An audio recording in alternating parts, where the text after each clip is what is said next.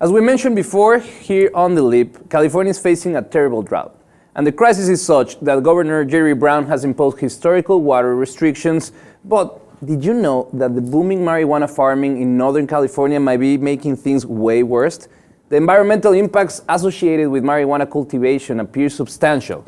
Yet, it has been difficult in the past to quantify how much, in part because the cultivation is clandestine and often occurs in private property.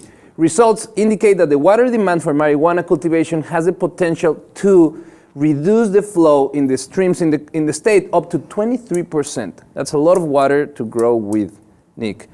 It's funny because we are seeing that this new boom that started around 1996 in the northern part in Humboldt, the Golden Triangle of California, famous for its weed, that it didn't used to be a problem because it was clandestine, medical marijuana came, it was a little bit regulated but still murky, and now we're seeing that because of the drought, scientists are paying more attention, especially the California Department of Fish and Wildlife, that are trying to quantify the reality. How much water do we use to farm for marijuana in the state?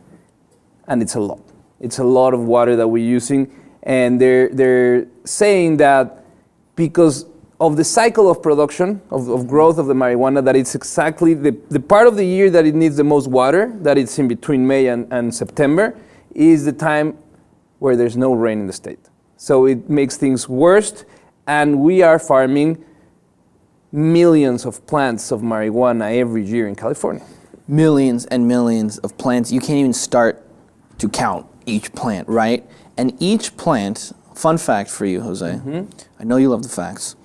Each plant takes 6 gallons of water to grow. That's a lot of water.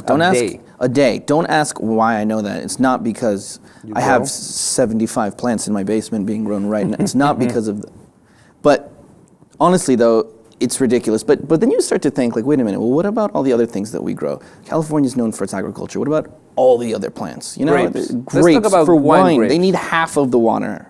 It's like a lot more grapes though. And the problem is that this is not regulated. We don't know exactly who is growing what, in what capacity, and how. So we are seeing that these operations, sometimes clandestine, sometimes illegal, they find the streams in the mountains and they divert the water illegally. Right. And we're seeing that our stream of water reduces up to 25%. This is a lot of water if you think of how little water are we getting from the ice packs that are almost melt down completely. So the other aspect of this is that the business is booming.